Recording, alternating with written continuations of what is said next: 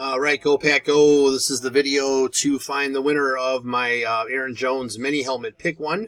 So we'll check the time, December 13th at 8:43 p.m. I'm going to go over to the raffle and type live. And we have December 13th at 8:43 p.m.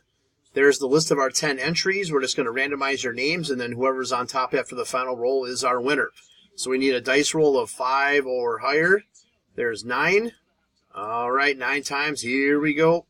1, 2, 3, 4, 5, 6, 7, 8. Last and final. Here we go. Good luck. It is Jay. Spot 9 is your winner. So, Jay, please get with me to make your selection. There is our verification code. Our timestamp, once again, December 13th, 8:44 p.m. That's it, guys. Thanks.